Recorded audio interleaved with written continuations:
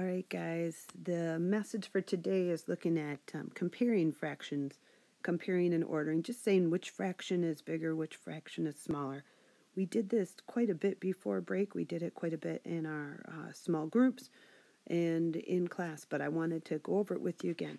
So first things first, if they have a common denominator, so if the denominator is the same, you want to pick the fraction with the bigger numerator because you get more pieces. So would my brother rather have 2 out of 4 or 3 out of 4? And 3 out of 4 is the bigger fraction. That's a strategy we've already talked about. Common numerators, you got to compare those denominators. So this time, you get the same number of pieces. So a 2 in the numerator or a 2 in the numerator. Would you rather have 2 bigger pieces or 2 smaller pieces? You'd rather have those 2 bigger pieces. That's another one we talked about.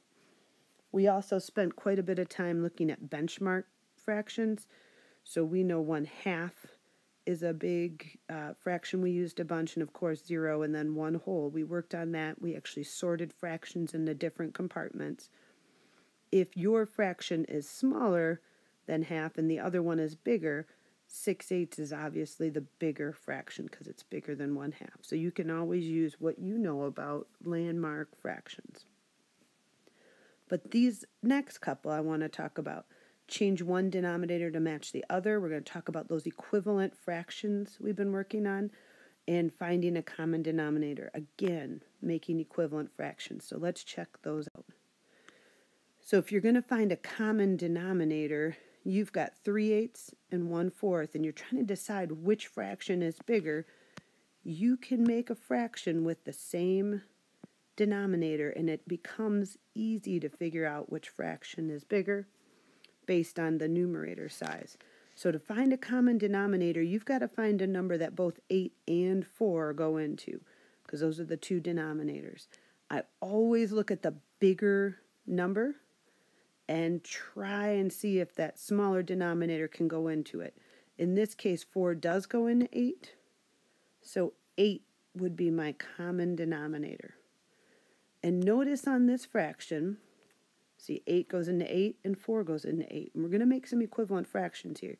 Notice this one isn't changing, so I'm just going to leave that numerator 3. Haven't done anything different with this fraction. But this one is changing. I'm taking that 1/4 and I'm changing it into 8s. And we were working on this just before break, so I wanted to just do a quick review. To change 1/4 into 8s, you have to figure out what you're doing to that 4 to change it into an 8, and we're multiplying it by 2. Remember to make an equivalent fraction, and these are equal. You can see the equal sign here. You have to do the same thing to the numerator that you did to the denominator. So if you figure it out, I have to multiply by 2, you also have to multiply the numerator by 2. And a fraction equivalent to that would be 2/8. So this would be 2/8. These are equivalent. These are the same or equivalent. Now it's pretty easy to see that you have a common denominator. Which fraction is bigger? 3/8 is bigger than 2/8. So 3/8 is bigger than 1/4 since these are equivalent. Let's take a look at another one here. If we're trying to compare 2/5 and 6/10, you want to make a common denominator. Common just means the same. And again, I'm going to look at the bigger denominator, which happens to be 10.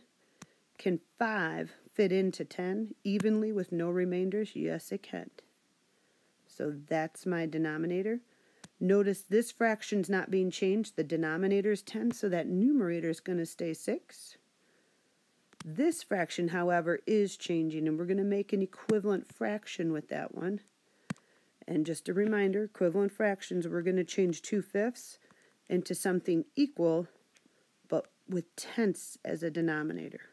So you have to start thinking about this. 5 is getting shifted into a 10. What are we doing? We're multiplying it by 2. If we multiply the denominator by 2 in order to make it equivalent, got to multiply that numerator by 2. And 2 times 2 is 4. To make that equivalent fraction, it's 4/10. Now it's easy to see which one's bigger, 4/10 or 6/10. Since they have the same denominator, you just want the bigger numerator. And if 6/10 is bigger than 4/10, it's also bigger than 2/5 because these are equivalent. I want to show you one more way because this is probably the easiest way, and most kids find this to be the quickest, easiest way to compare fractions, and it's called the butterfly method. And if you worked with Mrs. Matowski in fraction small group, she shared this one with you.